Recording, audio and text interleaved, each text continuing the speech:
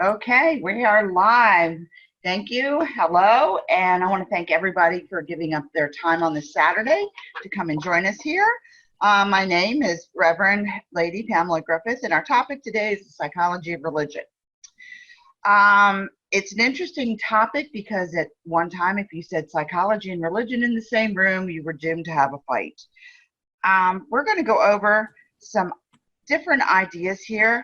The main thing I'd like everybody to keep in mind is that this is an open forum, but a very respectful open forum. I ask for everybody to come in with an open heart and open mind. And when you do come in, just remember that the ideas you're hearing today are ideas you may not have heard before.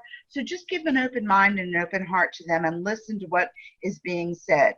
On that same token, I will not stand for anybody who is going to bully or in any way try to take somebody's ideas away from them.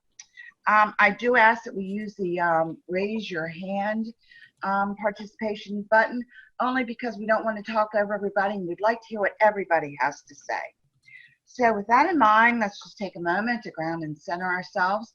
This is all new to us, so let's ask the gods and the goddesses and the ancestors especially that are looking in tonight to give us a little courage and a little guidance in what we're doing, and we'll think that this should come off okay. Okay, the key points that I really want to go over today, not necessarily in order, but I will try, are the 16 basic desires theory that is being held right now. The spiritual well-being scale. Yes, let me know if you want a copy of it. I have downloaded the entire package and paid for it, so I can use it. So I paid the licensing fee already. Why are some people more religious than others? Is it the type of person you are or society in general? And first we're going to begin with what I like to do is I'm a history buff. I am the why child. I was the child that your parents probably shunned away from because I was the one who said, why does that happen? So we're going to start with a little bit of history to give us a little bit of why religion and to understand a little bit about where we come from. Now, in doing some of this research, it was interesting to find out that what they call the 8 oldest religions in the world, and paganism is not included. I will explain that in a moment. But they go back to, and look at the dates. This is what is interesting. Hinduism, about the 5th century BCE. Then you have Judaism, somewhere around the 5th to 6th century BC. Confucianism, again, 6th to the 5th. Buddhism, 6th to the 5th. Taoism, 6th to the 4th. Shintoism, which is around the 3rd. So those are the oldest ones, and it's kind of remarkable that they all started relatively close together. They believe that that is the dawning where man started trying to figure out what was going on and why, and that there is more to life than what we see here. The reason that paganism, or one of the main reasons we never made it to the oldest ones, is unfortunately the little thing about the death of the Druids. Paganism in itself is normally an oral tradition. That means we're handed down orally. And unfortunately, the death of the Druids, which happened about 50 AD, kind of killed things very quickly when Rome decided to go off to Anglesey Island and just wipe them out. Their tradition was lost because nothing was written down. In Judaism, it was written down. Many of your Native American, again, they are not listed, but the Native American spirituality paths are oral. An oral tradition is different. In an oral tradition, what we do is we change with each tradition. Words are changed over a period of time. The meaning of that word then is lost. It is no longer appropriate. And in translating from one language to another, I can tell you that my mother did not speak English. There are words that don't translate. You get an approximate meaning, but not the meaning. So unfortunately, paganism and many of the spiritual Native American ways of life have lost because they were not written down. So they come up with, we are neo-pagans, a term that I'm not happy about. Okay, so I wanted to look at the history and find out a little bit about why we do what we do. Man has come along and we have progressed, whatever that means. We are now going and we are opening up. We are starting to look at ourselves as people. We are looking at goals. Psychologically, we're starting to expand our lifestyles. By expanding that, there are questions that need to be answered. What are they? There was a spot that was called the God hole. And that was the God hole, the God engine. It was, is there something better than us, bigger than us? Or is religion a byproduct of a number of cognitive and social adaptations that have been extremely important in human development? If you look at the older religions, they all kind of started about the same time. Although there were practices prior to that, these were the religions that were almost laid down. They were written out. They were perceived that this is what it is. It's not you're following your own path. If you want to be Buddhist, these are the things you study. If you want to be a Taoist, these are the things that you study. So we are social creatures.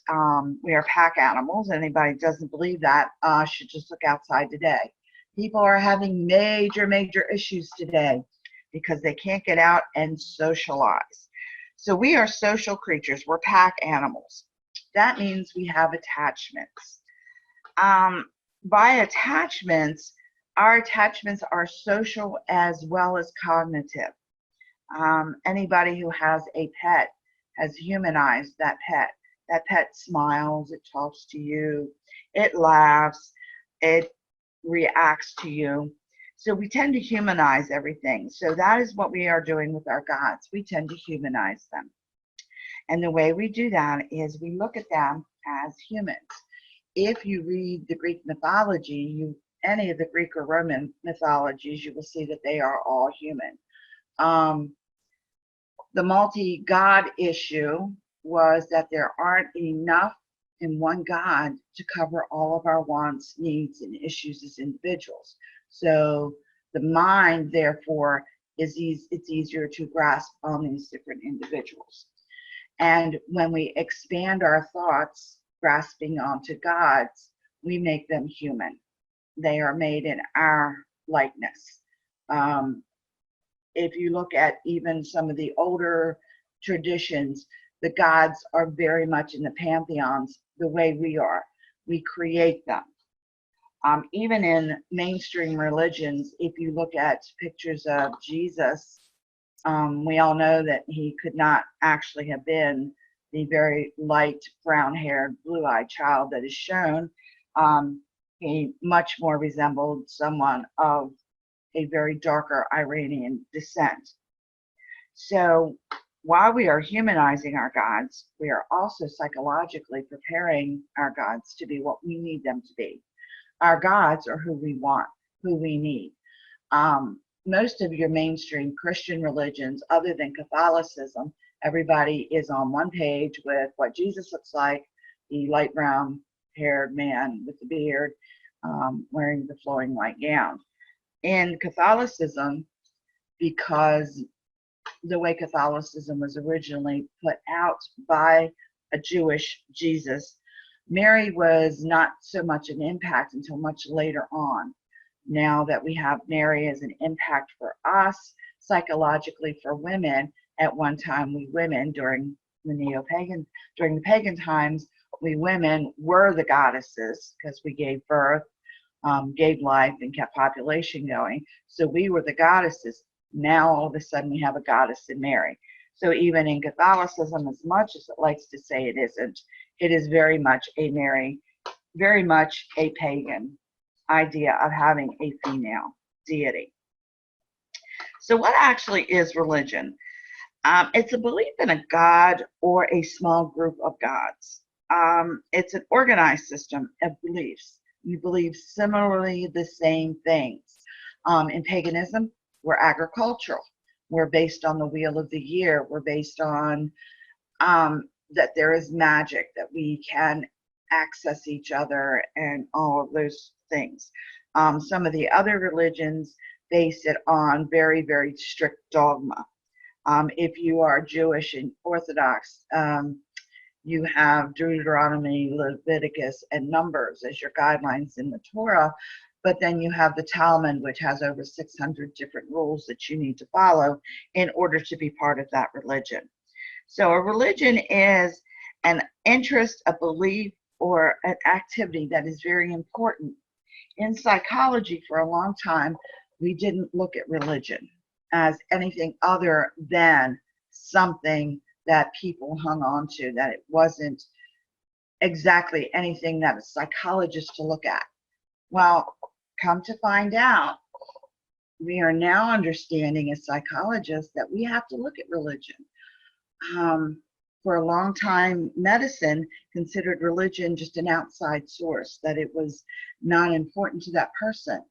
Well, lo and behold, they're finding out now that our bodies and our minds are connected. And what we believe is very much how our body will behave. That's been proven over and over again. Even now during surgery, prior to surgery, you see your minister, your priest. There's lots of other things going on with that. So we look at that and we look at psychology saying now maybe we do need religion. Maybe that is important to people. Psychologists of 21st going into the 22nd century are now actually asking people about their faith. They're asking what you believe. They're asking how do you do your faith? How do you process your faith? It has become extremely important in today's society. The history of religion is a very old and very dangerous slope to go in, because depending upon who you talk to is what you're going to get. If we go back, it is a basic thought pattern that alikes tend to gather around. If you have your Christians, they all have the same basic belief. Each one has, as I call it, a different flavor, but it's the same basic belief. If you look at your pagans, yes, we have a basic belief. It is many and varied flavors, but it is a basic belief. We are now learning in psychology that that basic belief is a basic of who we are. Those who do not have a quote unquote basic religion or a basic understanding of a spiritual path tend to have many, many issues. Many of those issues are sort of tied in to why they cannot succeed, why they don't go better, things fall apart for them. Our basic need is for a religion of some sort. Preferably, it's great if we can, just like today, come together all over the world and share our basic thoughts. It kind of gives us a sense of belonging. They're bringing us back to our basic nature of being a pack and social animal. We need that. There are very few hermits who make it. We need that interaction. We need that social touch. Even as you can see today, people are really having issues today not having that touch. And it doesn't need to be physical. Although we're trying to weed that out of our dear governor, who has now opened our beaches in some of our towns. So what is the psychology of religion and what isn't it? It's a perspective that governs the psychology of, it's vaguely philosophical, theological, or sociological. We are leaning in this day and age to believe it is sociological. As an empirical science, psychology starts by taking religion as a specific cultural fact. It does not have the competence to examine the religion or to make truth judgments. So we're not judging your faith, we're just saying that you have one. As a client comes in and you sit with the client, you are now asking those religious questions. How do you practice? Where do you practice? What do you practice? Are you happy with what you practice? And that will be the test, the spiritual well-being scale that I will go over, which they're now using in just about every different age grouping, population, ethnic group that you can imagine. It's quite interesting.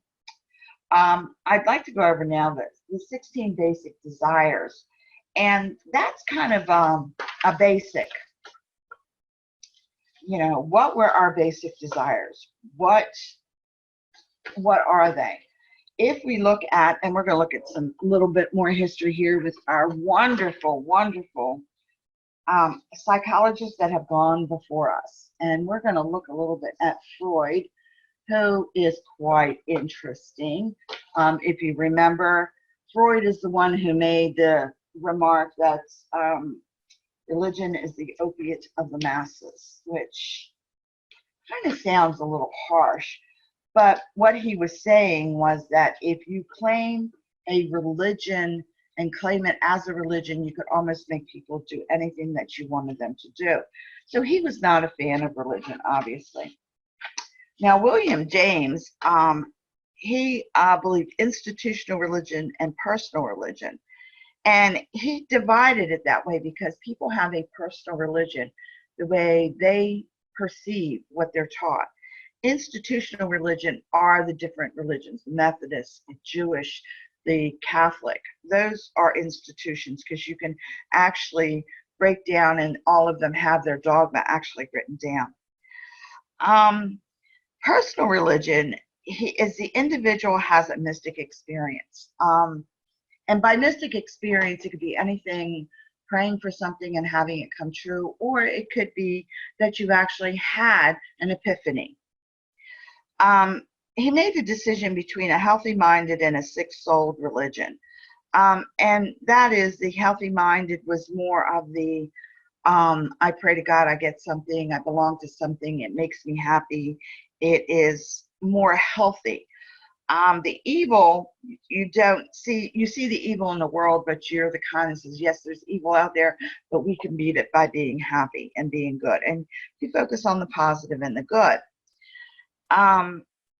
Then you have those who actually look at religion and see they can't ignore the suffering. Why do bad things happen to good people? Why does God allow this to happen? And they have to reconcile that in their mind somehow. Why is all this happening?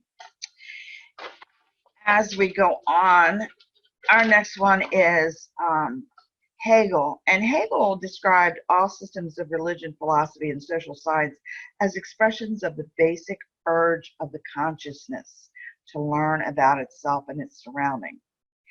And he projected that in order for you to understand everything, that religious experience was there to help you. Freud, of course, we heard, he believed religious belief at the bottom infantile and neurotic, and at the top very authoritarian, and he believed it was dysfunctional. He felt that, again, religion is the opiate of the masses. It would lead you to slaughter, and there was nothing good about it. Jung, he had a more sympathetic attitude towards religion, and he had a positive appreciation for a religious system. He was one of those, if it can get you through, then it's good, all things considered. Alfred Adler, his ideas was to compensate for inferiorities that we perceive in our mind. We see our God as perfect and superior. And if we want to achieve perfect and superior, then we do so by becoming one with God. So that's a whole other thing right there, and that's rather interesting. He kind of started looking at it as a personal religion. Gordon Allport, he had the idea of mature religion and immature religion, and that was more characterized by the open-mindedness you are and how you maintain the links and the inconsistencies. All dogmas have inconsistencies. You're told to believe, have the faith, and that will get you through. He believed the genuine, heartfelt, devout, faithful is an intrinsic, and he was referring to those who go to church, and church has many functions. It is not just a religious experience. One of the main functions is a social function. You are gathering with like-minded souls. So for him, that's how he saw it. Eric Erickson, he thought it was very important for the identity of the person. He felt that he had a positive, again, another positive, and he looked at it that, yes, you're grabbing that positive reinforcement. You're gathering with people. You're socializing. You get that high afterwards. You're happy. You may be living an awful life, and you go to church, and it just makes you feel that much better. Erich Fromm, he had an interest in in Freud, and he saw it as more the childish desire to attach to a protecting figure. God will protect us. God will get us through. And he saw it as a stable frame of reference, where we're more stable when we're in a religious organization, because that's going to get us through. Alan Bergen, he did a scholarly acceptance. He was, again, one of the few that actually believed that religion was good for you. He believed it brought positiveness, where you would look at something that was bad or terrible and say, but if you believe in God, you can change it. Emmons, he argued that spiritual strivings foster personality integration because they exist at a higher level of the personality. He again thought that, in his book in 1999, he again thought that is something we need to talk about, that is something that we need to look at. Kenneth Pargament, he had a collaborative. He thought, again, there were 3 types of styles of coping with stress. And one of them is the collaborative, to cooperate with God. That will take off your stress. Because you deal with stressful events, you give it to God, or you have God help you through it. He believed that deferring, in which people leave everything to God, again, leave it to God. God's got this. God's going to get you through this. And then the self-directed, in which people do not rely on God, and they try exclusively to solve the problem with their own efforts. Like, I know I can do this, I will solve it. So as we walk through history, we are finding out that back in the day, religion was the opiate of the masses. It was horrible. Psychologists today, we're actually having to take religion courses and start to look into what the dogmas are, so that when we treat our clients, it's much easier to treat a client when you know the dogmas and you understand how they participate, how they feel about their religion, how they practice their faith. And as we go along, we're finding out that people get better. You're seeing it now. There's a lot of Facebook stuff going around now because this has stressed out many, many people. I'm a hermit. I have not changed my lifestyle hardly at all. I still have to go to work, but I am not one to go out and party, so my lifestyle hasn't changed very much. But I see it among my other fellow coworkers where this is really putting a lot of stress on them. And they're saying that in order to beat this stress is going to lead to heart issues. Religion is starting to pick up again. People are starting to think about God again. They're starting to think about where their relationship is with God. This whole COVID thing, you don't know if it's going to hit you, when it hits you, if it does hit you, if it's going to kill you.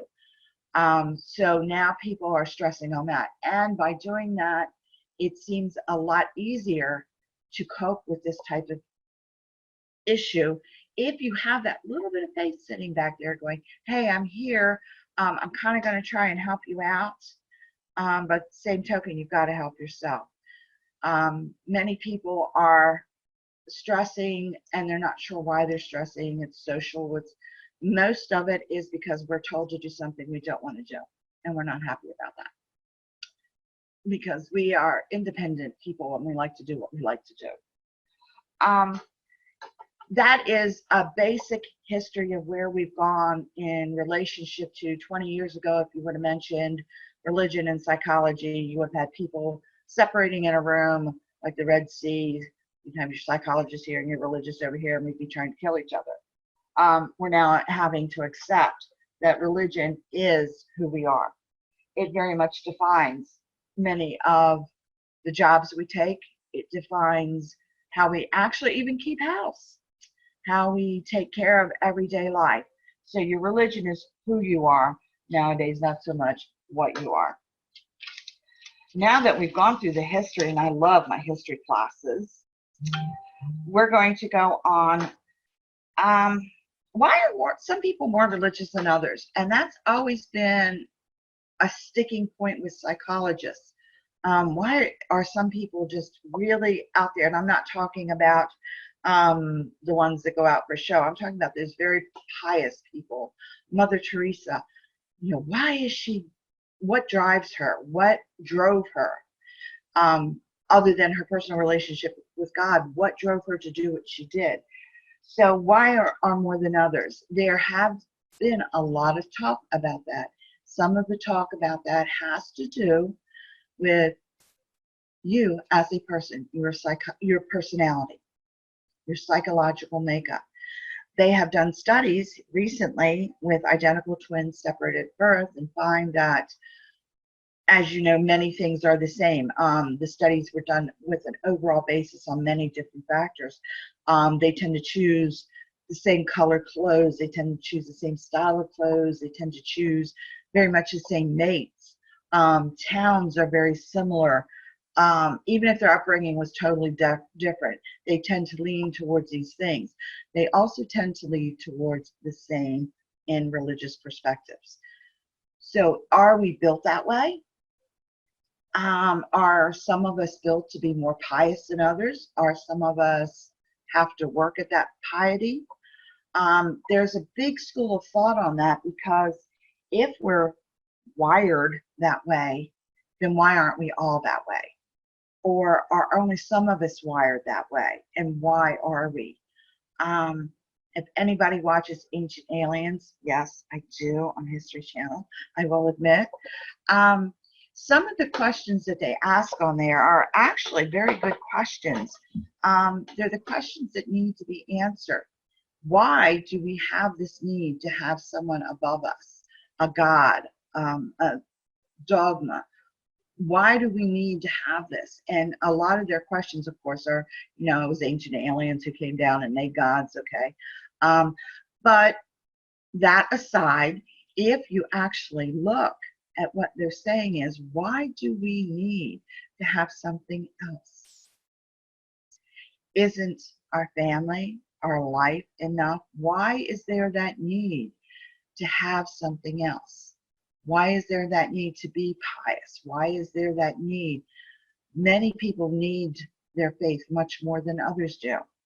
Many people, pagans are unusual in that respect, in that many of us practice solitaire for, I don't know, I've been on the path over 50 years now, and I would say a good 25 years I practiced solitary because there was no one to practice with. And I was okay with that.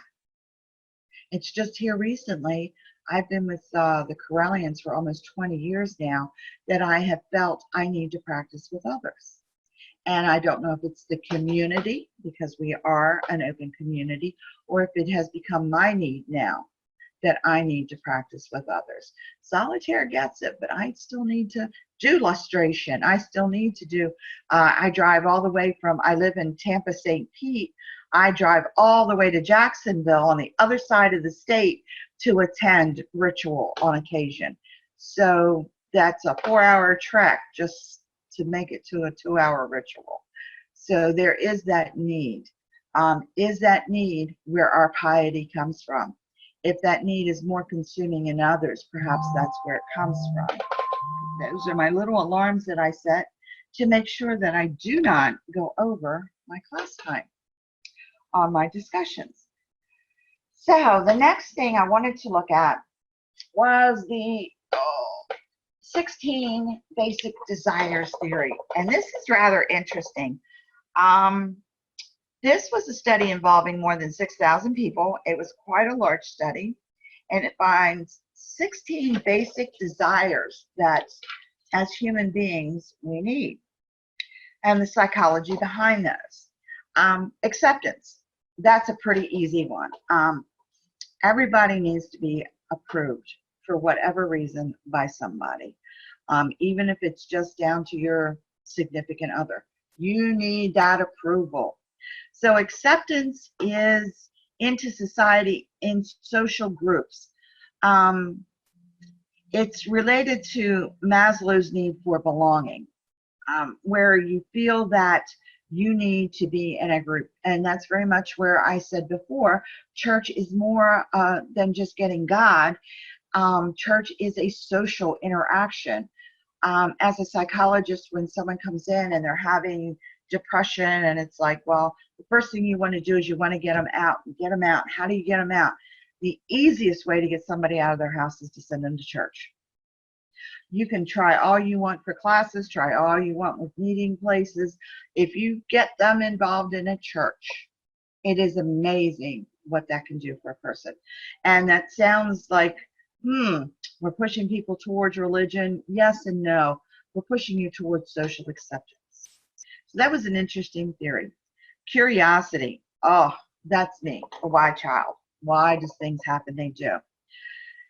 We are curious to learn new things. And those of us who are very curious learn many new things. I'm one of those almost ADD when it comes to learning. I start on one thing, see something else, and I'm over there. Curiosity. Why do we do what we do? How do we do it? Why do we need to do it? So curiosity plays a very big role in one of your human needs. And it's curiosity about anything. Like, why did the neighbor next door change her front yard around? Why at work did your coworker all of a sudden start cleaning up her desk when she never cleaned it before? So curiosity is something that drives us for many things. The next one's going to sound a little silly. It's called eating. Eating is a basic human need. We all need to do that. I take up that torch very real. Eating is like a whole experience for me. Ask the fat girl where to eat, she can tell you. Eating is a social. My background is my mother's from Italy. So eating in Italy is not just eating. You don't sit down and eat. You sit down and you socialize. If you look at an Orthodox Jew, when they sit down to eat, they actually bless the table and consecrate it, and it becomes an altar. That's why you can't sit with them if you're not an Orthodox Jew when they eat.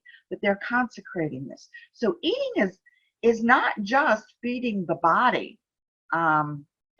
There are social norms that are followed depending upon your ethnic culture. I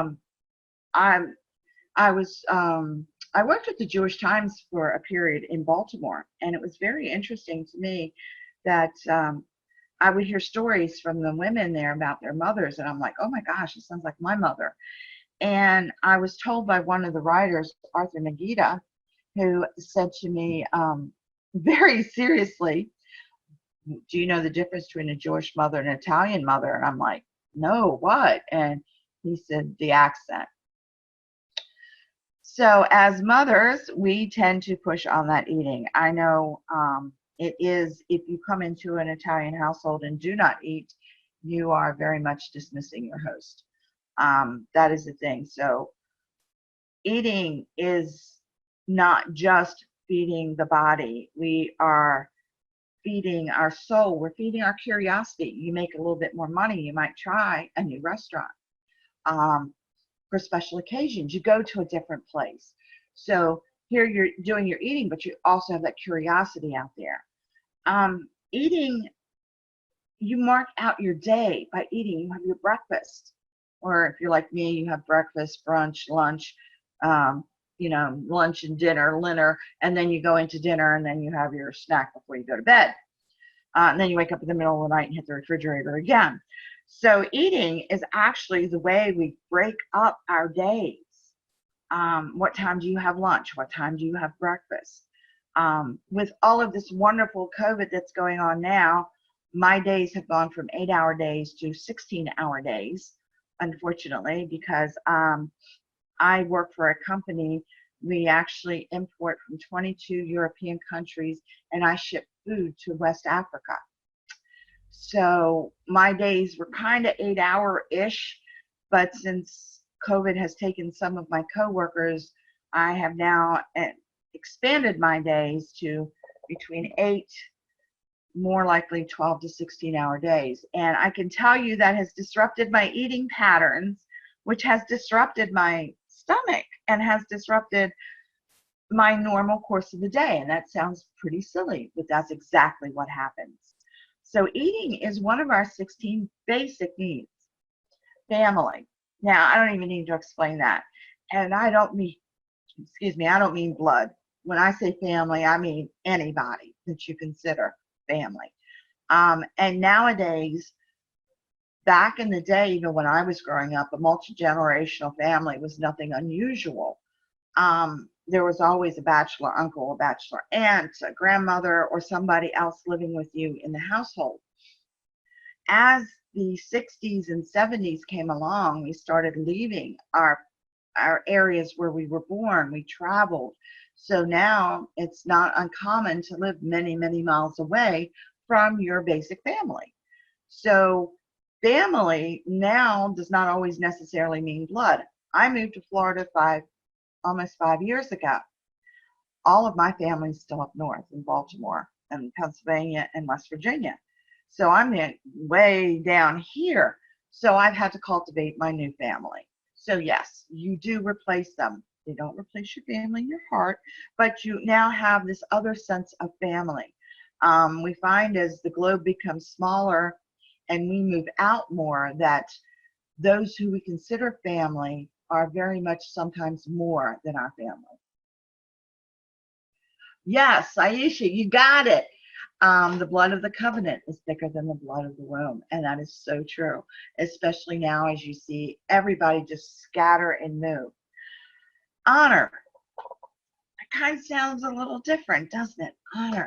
How does honor fit in there? Well, you have to understand how they're looking at honor. It's our personal integrity. It's a sense of honor is important as what we see, consistency between our actions and our values. When a person is consistent, then others can predict their actions. They can rely on them. It makes them more socially acceptable. The person who's always on time, the person who always remembers everybody's birthday, the person who is kind of like the mom of the group. Because you know she's going to act like your mom. She has already set that out there. She's very consistent with her actions and her values. So honor is kind of a little different. The rules of honor are often defined by groups and societies, and it can kind of get a little messed up. But you may need to defend one honor when one's status or integrity is threatened. But you know that person. It's like, oh, I can trust them. They're going to do this. Or, oh, we know she's going to be here because she's always is here. You know, she's 5 minutes late, then we have a problem.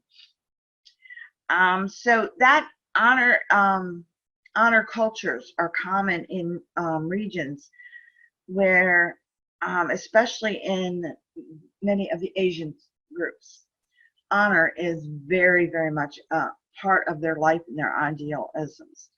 And there's the rule of law where people live by their reputations. You find that especially even nowadays with banks and companies. You know, if you have a good reputation, you will draw people to work with you. If you honor your people, you will draw them to work with you. The next one's a little different. Idealism. Idealism, turn my little alarms off here. It's an adherence to ideals that are often clear and untainted by everyday life. It includes need for fairness and justice and, you know, the American idealism. It is by that person is fair, they're just, they're not going to lean one way or the other. They're going to be fair about it. If you bring them a problem, they're going to see both sides of the issue. So that idealism is very much a basic need. We need to have that. We need to be able to say, yeah, that person's fair. And, they're proportionately punished when things don't go right, sort of like our system should be in the court system. And this is funny. We're talking about human needs. We've talked about everything we've talked about up to this point is something with others, our little pack again, our little, social group. The next one is independence. Now that kind of just throws everything I said out the window, but it's not. We're saying independence, our independence to belong where we want to belong. We can make that decision. It's interesting when you go back and look at religions, and you see where countries like Rome with Constantine, one God, one emperor, one country, one religion, where he was promoting Catholicism up until when he got shot. When he died, then he was pagan up until his death. Interesting. But again, there was no independence there. You couldn't be what you wanted to be. Many countries did that. If you Lithuania is one. They did not convert to Catholicism until the 1700s. So they were the last country to convert. They converted. You had to be Catholic or nothing. So that is kind of odd. When you're talking independent, it's independent to be who you want to be, where you want to be. We can pick here in this country to be pagan. One of my boss at work, his father is actually Lithuanian, and his wife is very, very, very Catholic. He, on the other hand, is more pagan. He and I have developed an understanding that we are both pagan. He is like, this country, you can be what you want to be. I have my goddess statue and a Buddha on my desk. And the first time he saw that, he was a little taken aback in the fact that I had that there. Not that he didn't appreciate it, but just like, oh, wow, you can actually say that. And I'm like, I am tatted. So yeah, I can say it. I say it every day. But by the same token, in his country, he could not. So it is having that independence that you can pick who you want to be. One of the other basic human needs, and you will find this especially with children, is order. Children need order. Something that's predictable. They know at 6 o'clock dinner's going to be on the table. They know their parent is coming home at 8 o'clock at night or 6 o'clock at night. Order is very, very important to a child. It gives them stability. Order is very important for adults. We still have that little kid inside of us, that little monster that occasionally shows itself that you have to sometimes put in timeout. That is extremely important. Order in our lives is also order in who we are. You have an order that you do your life. Your order is who you are. Being predictable, I am considered the responsible one, the predictable one, the one everybody can lean on. But every once in a while, that little child in me acts up, and I do something spontaneity, very spontaneous. And people are like, oh my God. They're used to that order. And again, that is one of our basic human needs. One is physical, the other one is physical activity. Well, I'm not even going to dwell on that, especially now that we're all locked down and we can't get out. I actually make it physically from the bedroom to the couch to the kitchen and back again, all in the same day. Proud of myself. I make that round several times a day. Physical activity doesn't mean going out and jumping and running. It's just the fact that you can physically move where you need to move. Now, physical activity also says you can go where you want to go. Now, right now we can't, so let's move away from that. But If you wanted to go to the mall, you could physically jump in your car and go to the mall. If you want to go to the store, you can go to the store. So having that physical activity where you're not locked down, even prisons have to allow, if you're on solitary, you get 1 hour a day in a room where you can actually move around in. So that is a very good basic human need. Power. Yeah, power. That's an interesting one. How do we define power? I define power as more what the power over me to what I can do and what I can achieve. You set your goal, you have the power to reach that goal. Sometimes power gives us a sense of control. It's not so much control as you have power, you're well enough enabled that you can handle a situation. It also confers status. And if you look at jobs, if you're a manager, you have power, you have control, as long as you don't go crazy with it. But again, that gives you, it's an evolutionary need to survive. And to, if you look at it as a pack animal, we lean towards the alpha. The alpha is the one in control. The alpha dog is always in control. The alpha female is the one in control. If you evaluate yourselves, there's different evaluation systems, and I love taking them because I come out the same way every time as an alpha female. In fact, my boss asked me to describe myself when he was hiring me, and I said, oh, I'm an alpha female. And he is not American. He wasn't quite sure what I was talking about, and his wife was American, almost burst out laughing, going, she's good, she's hired. That it's not necessarily you're in control, it's that leadership. And in that role, that becomes attractive, because for survival, you need to mate with the alpha for the survival of your pups. Because if you mate with the non-alpha male, he can kill your pups, the alpha male. So it's the best possible mate, and it actually says in here, I've seen, by the way, power is attractive for many women. Many women will go for the power guy. And sometimes that can be the bad boy because he's in control of what he's doing. This is the one I thought was cool. Romance. Basic human need, romance. For those of us who are still sitting here single, it's a step along the path to family, and more or less putting your little, branch there on your family tree, getting that little nut in there.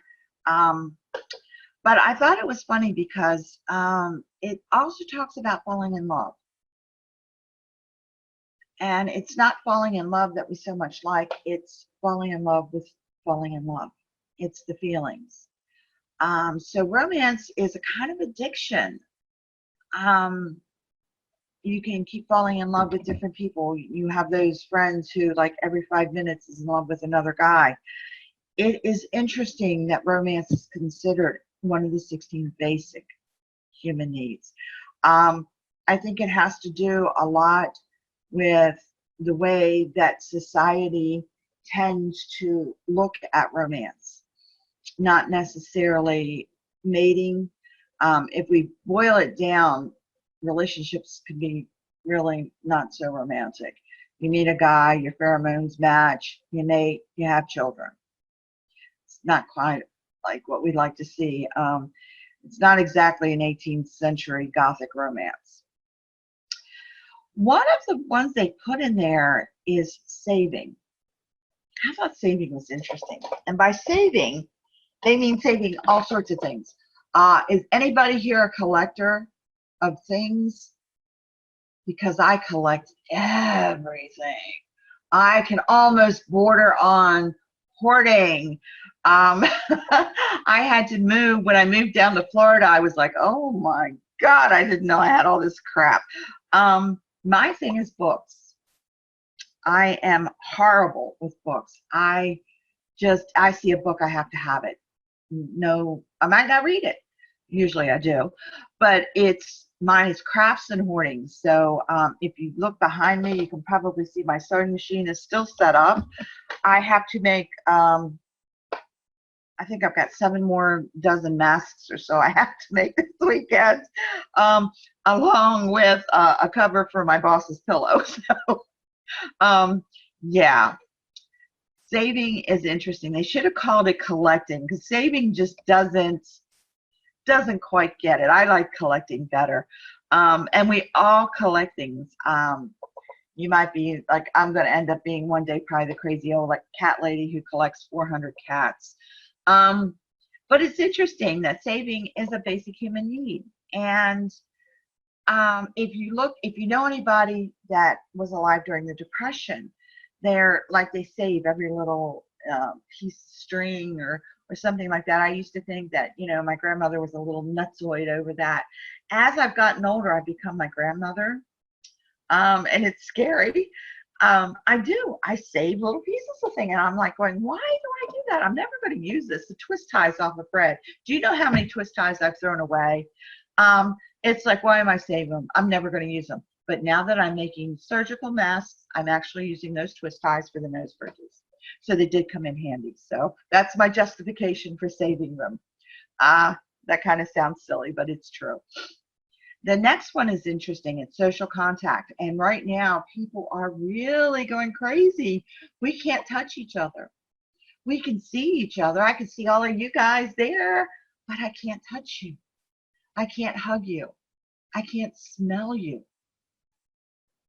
I can't hear your voice the way it is when you speak in a room. Social contact has become one of the biggest issues with this COVID is social contact and depression. People need that contact. They don't get that contact. Depression right now is extremely high. The suicide hotline is swamped. They're asking for volunteers, all of them. The violence hotlines, whether it be, significant others or just domestic violence, has gone off the scale. We need that social contact. We need to see and touch other people. Going to work every day, I should be retired. I know I'm old enough, but I need that social contact. I love going to work. Work to me is awesome. I get up every morning and I growl as I get up. And oh, why am I doing this to myself? I get in my car, and by the time I get there, I am zoned. I am at work. It is a social contact. I have very few people in my office. I talk to a lot of people, but I don't have that many, but it's still that social contact. I don't have that anywhere else. Again, my reasons for driving from St. Pete all the way over to Jacksonville was that social contact for ritual. I'm an empath. I say I feel people. It's more like tasting the energies. When I run a ritual, having different energy there, you can taste it, you can feel it. I've been to the Dianics where it's all women. Just didn't do it for me. I like the masculine feel of the energy. Teenagers, oh my gosh, they're off the scale sometimes when you're working with a teenager. It's awesome. Dealing with smaller children, their energy is very powerful. So that social contact, you cannot feel that through this screen. I can't feel you. I can't reach out to you. So social contact is very important. Social status. As much as you'd like to not think that it has an issue with you, it does. And that's because that's where we see where we are with others, how others see us. When we have friends and we belong to groups, we seek the esteem of others. We seek that that status, that it's an underlying force, and it's one that has many, many conversations where we duel for supremacy, boasting, achievements, downplaying those of others. It's all tied in together. Social status tells us who we are, what we're doing. If you live in a society where you are in a case system. You know where your social status is. You're in a case. So you're born into your social status. In America, we're not. So that's kind of different. We can pick our social status. You can rise in a different social status. That's very important for a lot of people. Tranquility. Oh, boy. That is a basic human need. We call it grounding and centering. Yeah, we really need that a lot, to find a little peace and quiet. Right now, not being able to go, my peace and quiet's the beach. That's the reason I moved to St. Pete, where I live now. I'm about 15 minutes from the Gulf, so I'm 15 minutes from the beach. Yeah, that gets me. I can't go to the beach, and that's where I go for recharging my batteries.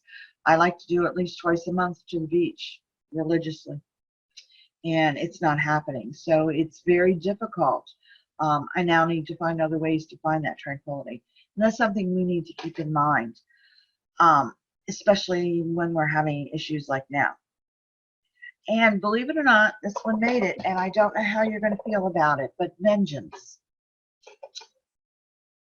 The same way we need honor and fairness, we need revenge, or a form of justice.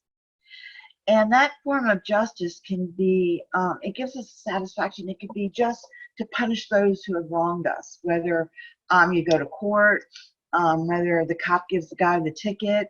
It's like that. I'm reading some of these lovelies, the collecting. Yeah, Mary, we'll have to get together on that one. And you're right, Aisha. In Puerto Rico, you did have to hide your gods behind the Catholic saints.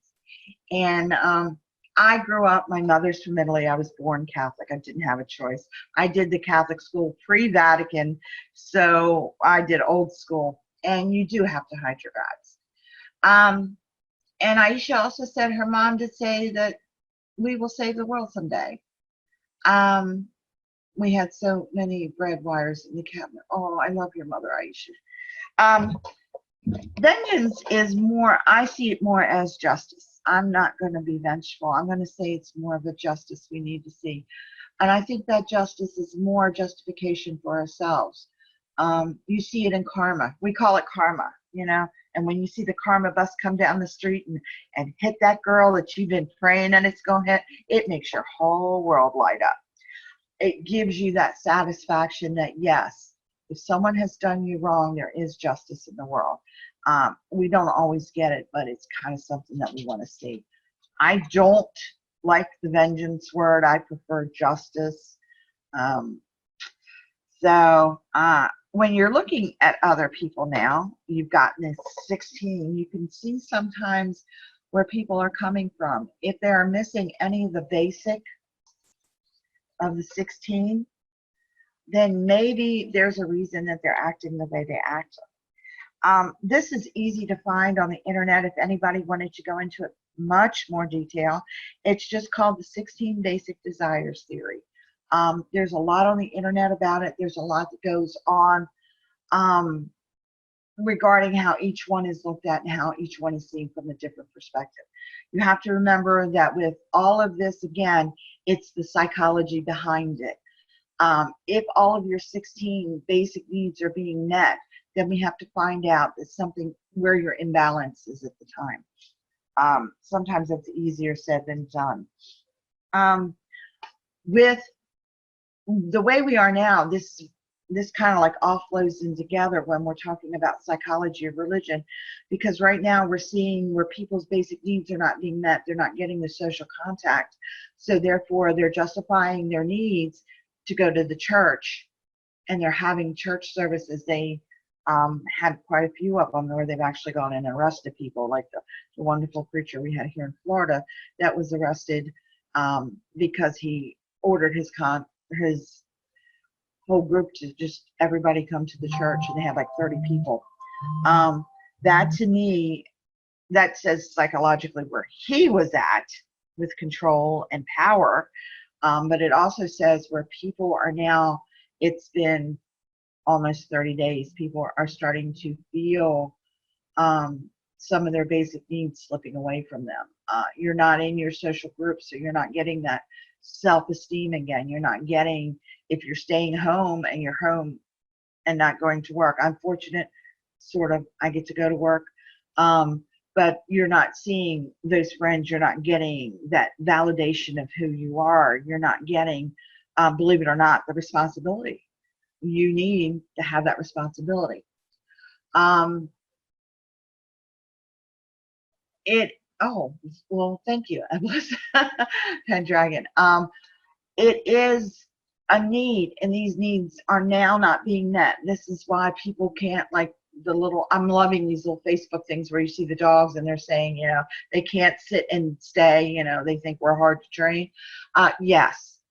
And part of that is because our needs are not being met. When your needs are not met, you go back to your inner child and you start your temper tantrums. Like, I have to go to the store. Why? I've got to go to the store. It is not so much you need something from the store. You need to go out there and just see another person. You need to go out there and make social contact. You need to go out there for your self-esteem. You can see all of this coming together. I had not planned it when I started this workshop, what I wanted to do, but it seems like it's just like falling in place right now. So I'm explaining that many times you're seeing things now that you normally would not see in a group, because their basic needs are not being fulfilled. So I caution you with that. Just take care of people. The poor guy at the grocery store, I have friends who work in grocery stores and they're being inundated and attacked and all kinds of crazy stuff. Just keep in mind, when some people are reacting, they are reacting on a gut level. They are not reacting on a level that would normally be them. They're acting out of character because their needs are not being met, and they don't know how to fill these needs, many times because they don't know what the needs are. If you know what your basic needs are and you know it's not being fulfilled, there are other ways you can get that fulfillment. But if you don't know that, you're standing there going, I have to go to the store. You don't understand. I have to get out of this house. Where any other time, I come in on Friday, I lock my door. I don't go out the door again usually until Monday morning, and that's normal. My needs are being met because I know how to meet them, and I understand that. So, and for the whole world, we just kind of like need to lighten up a little bit. Okay, the last one I wanted to go over is the spiritual well-being scale. And this is interesting. This is a whole booklet here. I did pay for it. It's through Life Advance, LIFEADVANCE. And it's a manual for the spiritual well-being scale. Let me see if I can get it in there. Yeah, I can do this. I can do this. This is from an old lady trying new technology. This is very interesting. You have to actually purchase this. This is the 2009 version 1.1. And it was done by 2 PhDs. And it's an interesting concept. The techniques were to measure the quality of life. It involved becoming more sophisticated. Everybody wants to measure their quality of life to make sure their quality of life is wonderful, especially if you work in a nursing home or any such thing. This is actually the scale, and I have the scale. To get everything, it was $20 to get the scale and all that good stuff. If you would like, I don't know if they put my email address on here. I am on the Currently on Facebook. My email address is very, very simple. It's P as in Paul, A-M-I, and my last name, Griffith, Griffith @gmail. Or if you can just do it on the little chat thing and say you want a copy, I will get that out to you. It is awesome. I took it. It was published first in 1982, believe it or not, and it is quite reliable. They've done it, the the testing on it is like in the 90s, and that for anything psychology is awesome sauce. They're using it in clinical practices, in healthcare, all kinds of places where you wouldn't even think they're doing it. There is scoring on it. There are 20 questions, and this actually breaks down the scoring in as you answer the questions. But the questions are really interesting. And for those of us who are the nerds, we actually have the various samples and the training done. So when I was taking psychology, I got my BS at the University of Maryland, and we did, of course, quite a number of papers. And it was like, oh, yes, when I see it now, I understand it. So it's kind of cool when I look at stuff down. Oh, yeah, I know what that means. I didn't go back till I was in my late 50s to go back to college. I do not recommend that. Stay in there while you're out there. I'm going to ask some of the questions, and I just want you to think over them, because that's the interesting part of this. This gives you, oh my God, 400,000 pages and the questions and the appendix, and here we go. You have a 6 range. It's strongly agree, moderately agree, disagree, moderately disagree, or strongly disagree. Or if you want to make it easy, 1 to 6. And I'm going to give you the questions, and I'm going to let you think on each one. I planned this actually for this time now, so that if anybody wanted to slowly take it. I am going to give you, there are various different spiritual well-being scales, okay? There's one for children, one for adults that goes back to their childhood. They're using them for all different things, so the questions will change a little bit here and there depending upon the group they're working with. They're doing this now a lot with seniors that are living in hospice care. The first question is, I don't find much satisfaction in private prayer with God or Goddess. Got to put our own spin on it. Think about that for a minute. Do you find satisfaction in talking with your God or Goddess? Or with both? Or either? 2, now remember, this is being recorded, so you can go back. I was told that Ed told me it's all going to be recorded, so you can go into the Facebook and you can go back and listen to these questions again. You can email me, put it in the chat, so I have your email address or whatever, and I will zoom it out to you. The second question was, I don't know who I am, where I came from, or where I'm going. And that's kind of a real insightful one.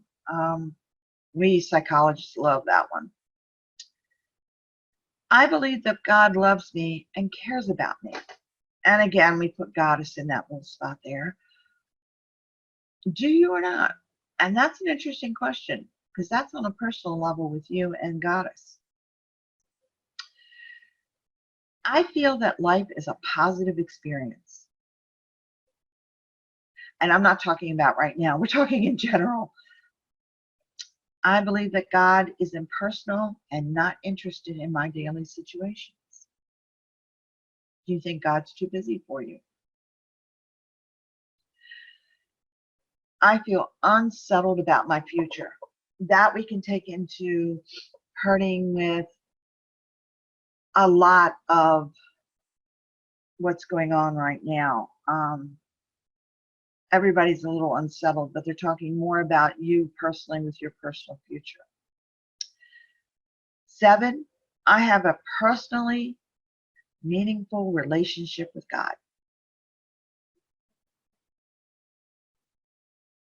8, I feel very fulfilled and satisfied with life.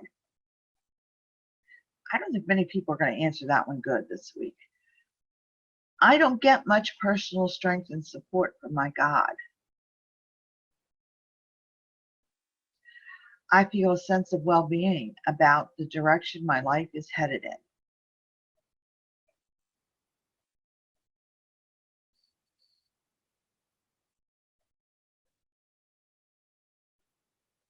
11, I believe that God or goddess is concerned about my problems?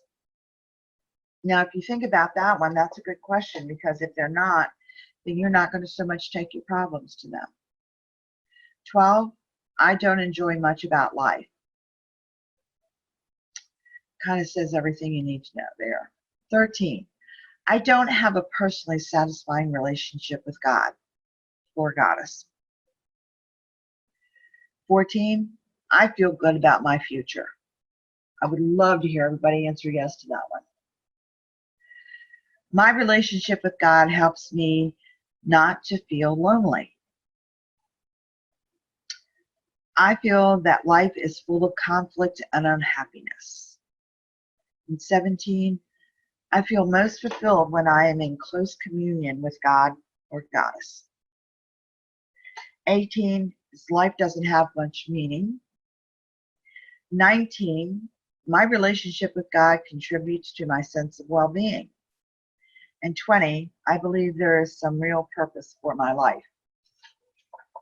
So that's the basic questions. It's interesting when you start looking at this, how it ties into your life and how it ties in how you feel about everything.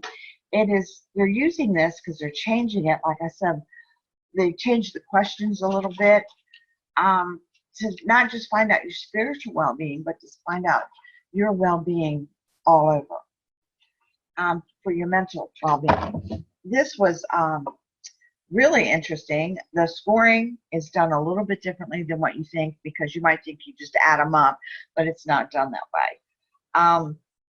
If anybody asks for this, and I only see one person wanting it, I will send you the whole booklet so that you can look at it and you can see how it works out for you.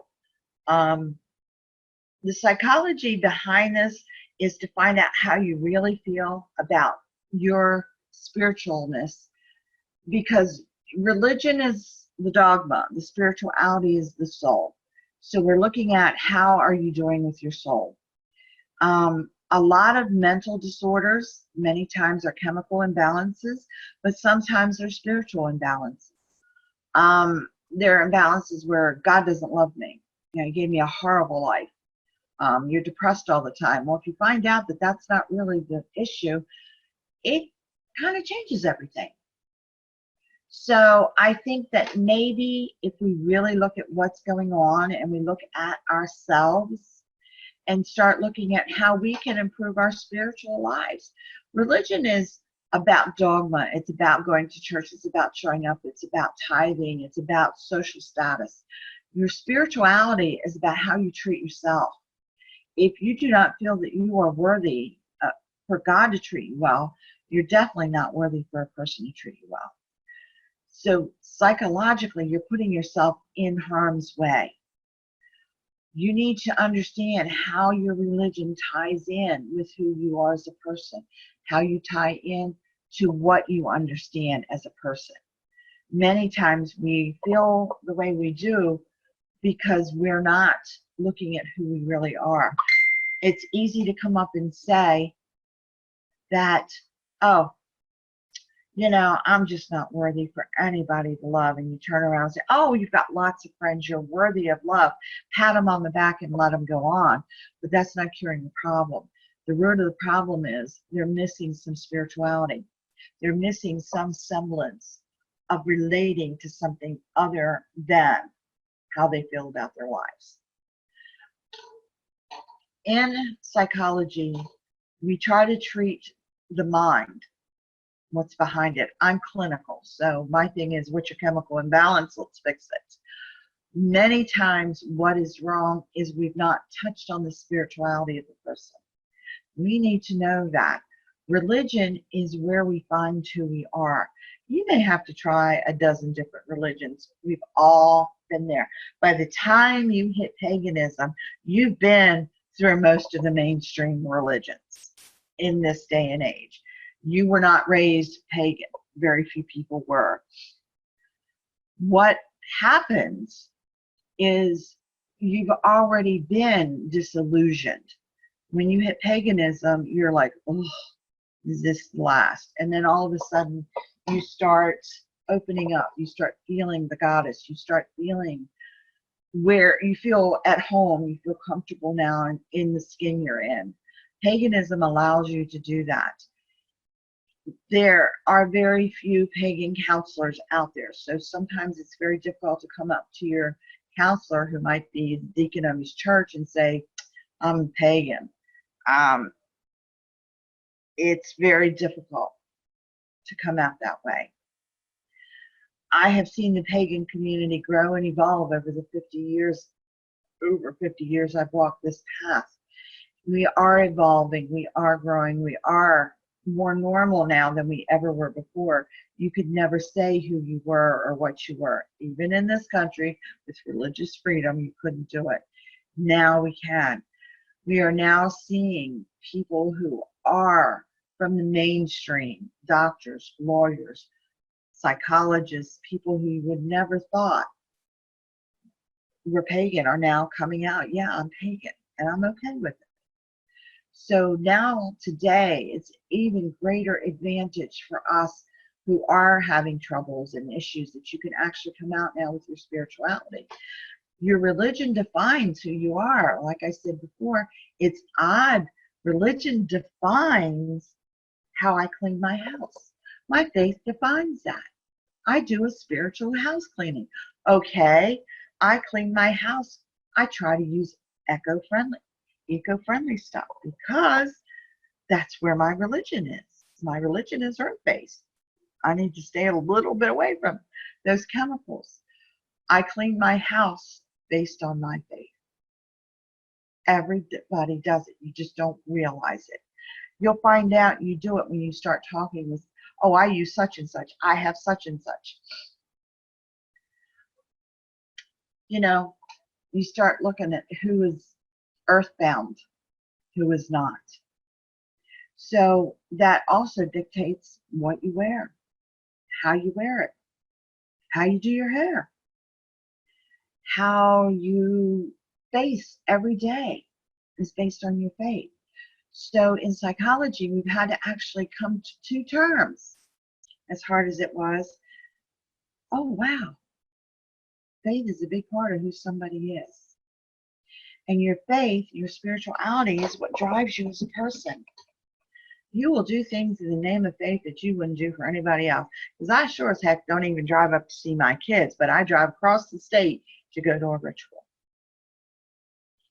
I do some long distance work like this.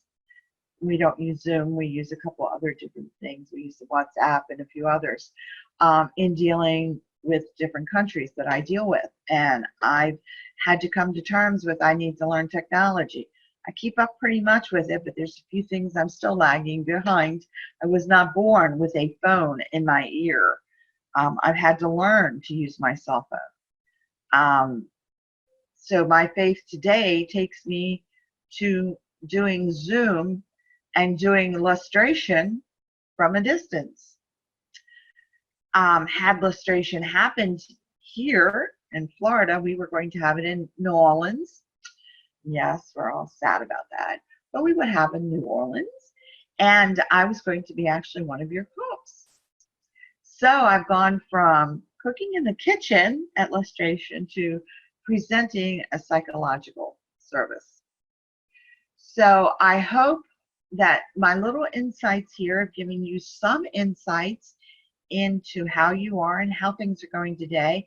And I hope that if anybody would like to talk to me, I've given you my email address. You can find me on Facebook, Pamela Maxwell Griffith.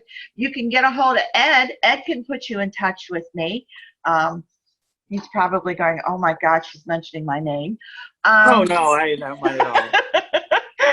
But Ed and I have been friends for too many years to mention. But I hope that this is giving you a little bit of insight into what's going on today, what's going on with everybody psychologically, as well as how much your spirituality actually runs your life. Because like I said, it actually defines how you clean your house. And I'm done a little early, sir. I do have people here who have asked for information in our little chat thing here. I'm going to take that down. So I will turn the program back over to you, Mr. Ed, and you can take it from there. There we go. Terrific. Well, I guess that is it. We're going to be on to more things. Well, thank you, Pammy, for Miss Griffith. However, how do you like to be formally discussed? Pammy, short and sweet and simple. Okay, there you go. I have no room for titles in my name. Oh, there you go. And we want to thank you. And check out if you want to see where this whole speech. We're going to have it in other places, but we also have it on Brilliant Tradition on Facebook, so it can be repeated right now. And we're setting this up. Oh yeah. Wow. This is interesting. This is a whole new realm for me, but I love it. Thank you so much, Ed, for getting us set up and having this. I can't thank you enough. This has been wonderful. I thank you guys for participating in my madness here. So blessed be. Blessed be. And there we go.